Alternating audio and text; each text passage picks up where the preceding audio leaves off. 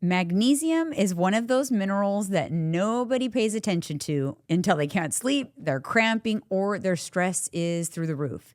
Yet more than half of adults, especially women in midlife, aren't getting enough. And if you're in menopause, dealing with hot flashes, anxiety, or stubborn belly fat, magnesium might be playing a bigger role than you realize. Today, let's break down the types of magnesium, how to know if you need to supplement, and what happens to your body when you're deficient.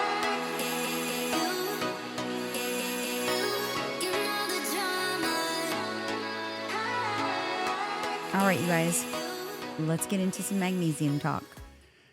Magnesium is confusing because there's different types of magnesium. People don't understand what is what. I know. And I feel like people only really think about magnesium for sleep. Have you ever taken that magnesium drink that's like at Walgreens that helps you go to the bathroom? Never. It's okay. So I'll tell you a quick story before. I think it was Lisa who told me, oh, that's great if you're constipated, go get that or whatever. I got it. I drank it. I didn't realize how quickly it would work. I was in line at Nob Hill to pay for groceries, and it was the closest I came ever in my life to almost pooping my pants in public. Oh, it hit you that fast? And it felt like I had, like, there was no stopping it. I don't know how I didn't actually poop I was sweating.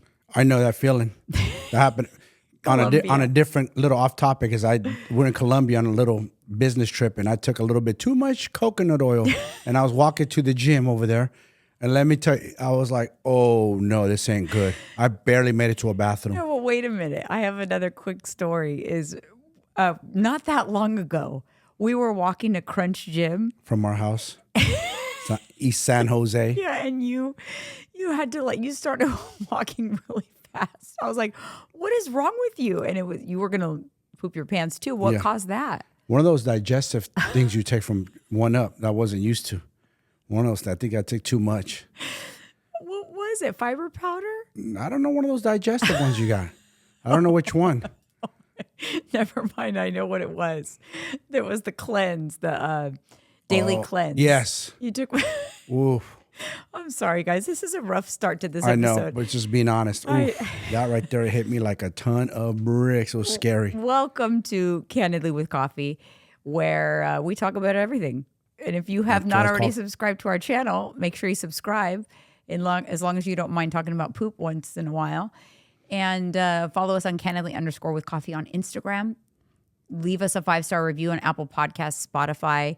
I've been having a lot of people say they listen lately, and they are we're part of their morning routine. They pop on the podcast and they do their steps or whatever, and I'm like, oh, I love that. I wonder how many people drive to work and listen to us, because I love listening to a podcast. So especially if I'm driving somewhere far. Yeah, I have to throw on a podcast. It gets my mind off to the length of the trip. I wonder how many people are listening to this right now while driving, and they're saying, I'm listening, I'm driving. Yeah. Thank you for listening. Appreciate you. It's very, very cool. We love it, you guys. We this doesn't get old. We travel from the Orange County all the way to the Bay Area to do these shows. We could have easily retired the show, but we love doing it. Yeah, we love coming up on here and also informing you, teaching you, educating you, not just telling you, but teaching you, showing you what works, what's not, what's snake oil, what's real. Because there's so much stuff out there these days. It's hard to believe what works, what doesn't. And a lot of people are you're spending your money on useless things. Yeah, I know. I bet you guys, who's loving fall right now too? The smell of pumpkin and just jack-o'-lantern. I love fall. I love haunted houses and Halloween things and Halloween movies. Yeah. When Tyler was visiting us in the summer, he had me watch a movie with him that was really freaking freaky. It's a good thriller, Halloween thriller. If you guys are looking for one for this season, it's called Long Legs. I had never even heard of that movie at all. I never heard it. He said it was in the theaters not that long ago. Wow. I got to ask him where he found it. I want to watch it. Yeah, what was it about? You would like it, I think, but it was creepy. Was it like demonic, or was it like a killer type? It was both. It kind of a killer demonic, but demonic a little bit, but not overly demonic. Okay. But it was good. It was good. It was good quality time. You know, we enjoyed watching it together and phones down and just got into the movie. That's the one thing I like about going to the theater because it takes away all the distractions. And at home, you can get tempted to get distracted. Yeah. True. But I chose, you know, I made it really, it was important to me to stay present and watch the movie with them. But it was a good memory made watching a scary movie because I used to watch scary movies with my mom. Yeah. I want to know what scary movies are out. Like, or what's your favorite classic scary movie for the season so that I can catch it in this next week or two while we're wrapping up spooky season. Comment it. I'm curious. Some of mine are like, I love the serial killer thrillers like Halloween, all the Halloween movies. I loved those. I love Friday the 13th. I'm a total midlife lady, right? These are like my genre, the serial killer. What else was there? Nightmare on Elm Street. And that was one of my favorite to watch with my mom was the Nightmare on Elm Street. Nightmare on Elm Street. How about Hellraiser? Were you into those? I didn't like the I watched them, but I didn't get into them too much. I didn't love They're weird. They're a little out there. Dark, like one that I used to watch with my mom that was super dark was Amityville. Oh, yeah. Amityville Horror. That really happened. Where the house was... That really happened. That's a true story. Is it? Where the house was like possessed? Uh-huh. That's a true story. It really happened. That's one of those those are the creepiest. Texas Chainsaw Massacre. I liked that one, but it wasn't my favorite. Yeah, that was a little gory, huh? I like gory, though. I don't mind gory. That was crazy. What are those? I'm trying to think. I like the classics, though. Like the current scary movies are too, like, I don't know. It's just, they're different. They're not the same. You know what, though? The one that still holds weight to this day, it doesn't scare me now that I'm an adult, but it had me shook as a kid. I know exactly which one you're going to say. Exorcist. Yes. I remember I think my mother went to see it with my father in the theater, and she said people were leaving. They were spooked. Your parents went to the movies? I think she told me that. That's kind of cute. Yeah. I think she told me that. And people were left. They were spooked. My parents didn't really go to the theaters. I wonder why they didn't. We did go to the drive-ins when we we did were the kids. drive-ins. My dad would take us to drive-ins. We did the drive-ins because it was cheap. You could crowd us all in the car. We would hide. Cheap. Some of us would hide. Yep, did that too. And then we'd hide pack. under a blanket in the station wagon. Yes, for sure. Come on. And you pack your own food. Immigrant family. That's how, when you don't got a lot of money, you're poor, you make do. You figure things out. Mm-hmm. Round 20 of my famous 8-week challenge, Bold, Balanced, and Confident, is here. This is your chance to go into the holidays armed with the tools you need to succeed. In BBC 20, you'll get my proven fat loss framework, customized macros, workouts, recipes, and the support of an amazing community of women. Women just like you, all inside of my custom app. The official challenge kicks off October 20th, and spots always go fast. Don't wait. Join my fall fat loss challenge, and let's make this your season to feel bold, balanced, and confident. All right, you guys, let's get into magnesium. Why does magnesium matter in midlife? It is involved in over 300 enzymatic reactions in the body. It regulates muscle and nerve function, blood sugar, blood pressure, and bone density. So low magnesium is increased to risk of osteoporosis, insulin resistance, and heart disease. All higher risk in midlife as it is. So women in midlife are already at risk for those things. It's a higher risk for us. But you factor in the low magnesium is going to contribute to those risk factors, and it's totally within our control to make sure that we're getting a sufficient amount of magnesium, which is what? Have any idea? I don't. I honestly can say that I do not. The RDA, which is recommended dietary allowance, is 310 to 320 milligrams a day for women, 400 to 420 for men. But the average woman gets only 200 milligrams a day of magnesium. Damn, that's low. Meaning you should be supplementing with it because you're not going to get enough from your diet. Average from your diet's 200. So you need to supplement. Signs that you have a deficient magnesium is muscle cramps or twitching. I didn't know that magnesium gives you muscle cramps. I didn't know that either. I thought that's usually from dehydration. I thought that was magnesium was cramps were potassium deficiency. Yes. Interesting. Trouble sleeping or frequent waking. That I knew. And most people that end up supplementing with magnesium, it's because of sleep, because they're told. Yeah. Anxiety and irritability or low mood. That's so interesting. It also, low magnesium contributes to constipation, headaches, migraines, insulin resistance, and stubborn blood sugar issues. Man, I'm learning some stuff. Do you supplement with magnesium? Of course I do. Yeah, I do too. I do almost everything. Yeah. There's not too many things I don't do. All right. So now let's talk about the different ones, because I think that, I see what the one we were talking about at the beginning of the show. It is citrate. But let's talk about the different ones and what they're best at. So magnesium glycinate is best for sleep, stress, and relaxation. So magnesium glycinate, that's what's going to be in a lot of your sleep supplements. A lot of them, though, a lot of magnesium supplementation will have a blend. So they'll have multiple types of magnesium in one supplement, but sometimes they don't, and they're very specific. So magnesium citrate, the drink I was talking about at the top of this episode, is a liquid magnesium citrate. It draws water into the intestines and can cause loose stools. Sounds like a lot of fun. It's useful for constipation, but you end up with diarrhea. Damn. In my experience, at least with the liquid one. And maybe I drink too much. I don't know. Yeah. This is one I have not heard of. Magnesium malate. I've heard of it. Supports energy production and may help muscle fatigue and soreness. Magnesium threonate, I think it's crosses the blood-brain barrier, improves memory, focus, and brain health. So magnesium threonate is the one that you're going to see in these cognitive supplements. Maybe it's in Alpha Brain and things like that. Yeah, is a magnesium probably. threonate. Magnesium oxide is cheap. It's the cheapest one. It's poorly absorbed, and it's used for constipation, but it's not a great supplement. I think the most common that you're going to see in supplementations these days is the threonate and the glycinate. And I don't know if it's glycinate or glycinate. So that's a good question. That's a good question.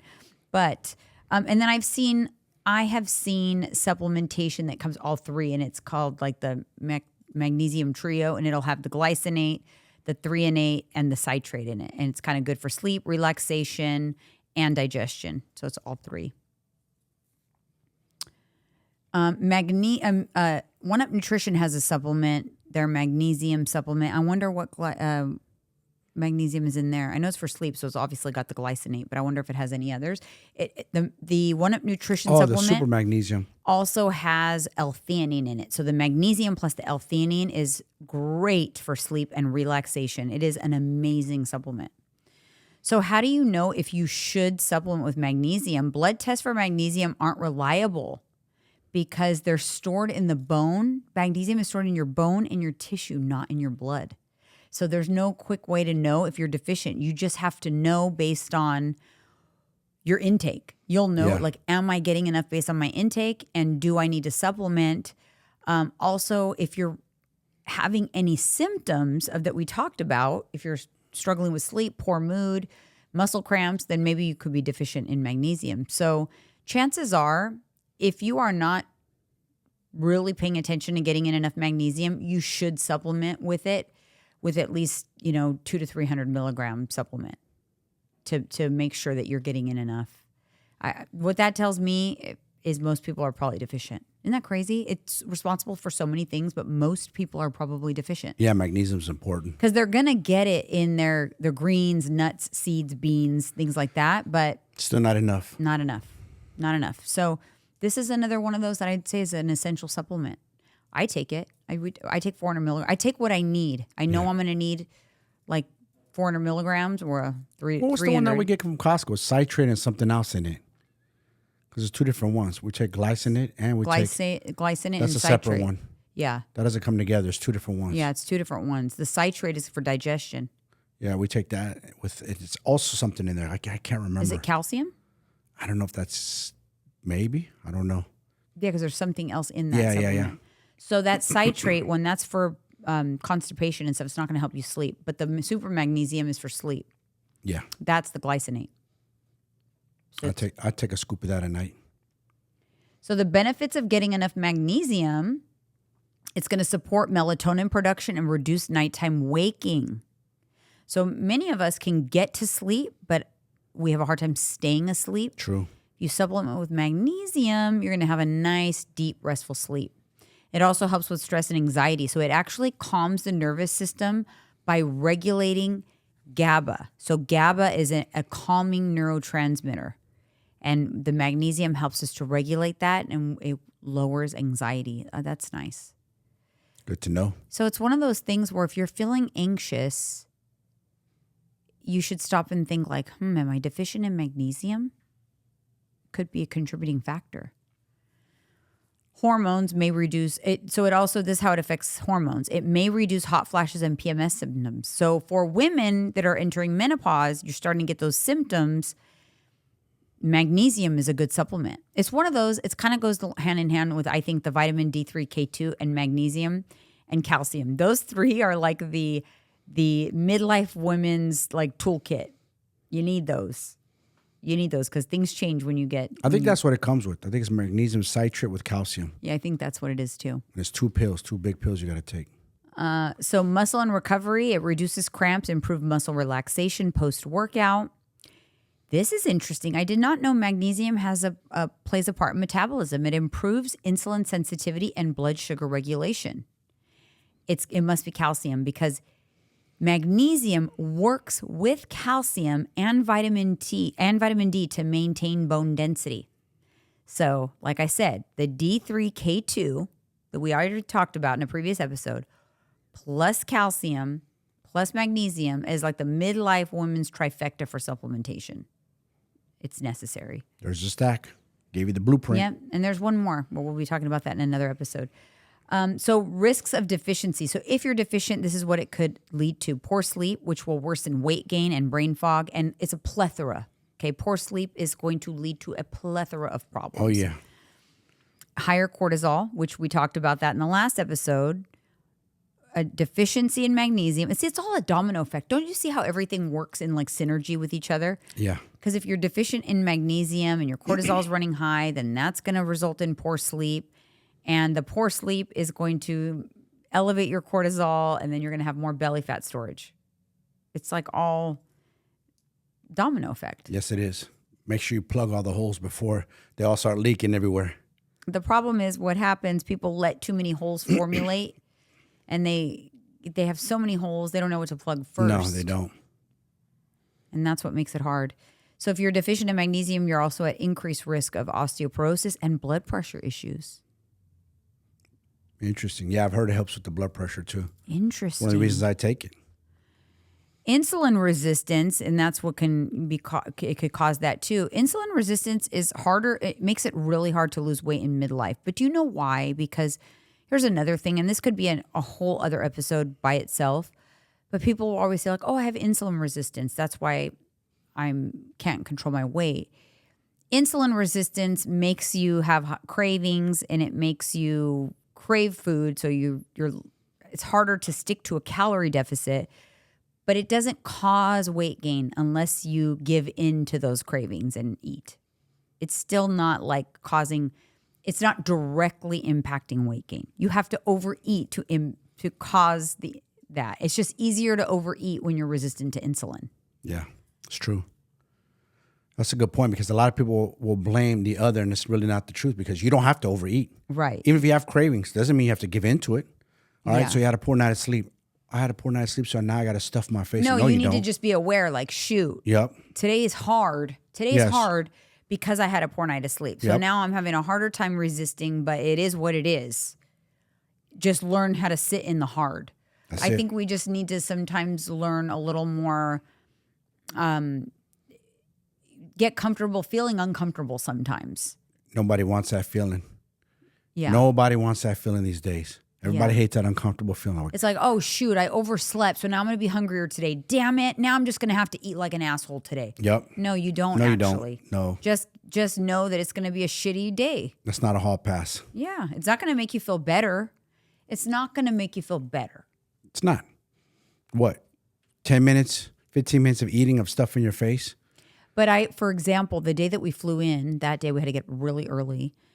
And I was very tired. And I definitely snacked more that day. I did. I ate a little more, not Probably crazy both of more, us, but I yeah. definitely snacked more that day. And it was because I was tired. I was. And what did I do? I just said, I'm tired. Like, I just need to sleep. And what did I do? I fell asleep for like 2+ hours. I'm not a napper. Naps don't recharge me. I slept because I was exhausted, and 5 hours of sleep is not sufficient. But I like to have days like that every once in a while because it reminds me how imperative and how truly important the sleep is. So important. It's one of the first things I fix with my new clients. Like, how's your sleep? Poor? Well, before we can get you going to the gym 3-4 times a week and get you tracking macros 100%, we got to work on your sleep. We got to fix that. That's very imperative, very important. Like, and people sometimes throw that last. Super important. No, sleep should be top priority. You need it. You need good sleep. Good sleep leads to good mental health, you know? Then you can start worrying about going to the gym and tracking. Kind of workout you're going to get on 3, 4, 5 hours of sleep. It's not going to be the best. No. And I'm so in tune with what feels good and when I slept good versus when I don't. It's few and far between when I don't have a good night's sleep. Yeah, I hate it.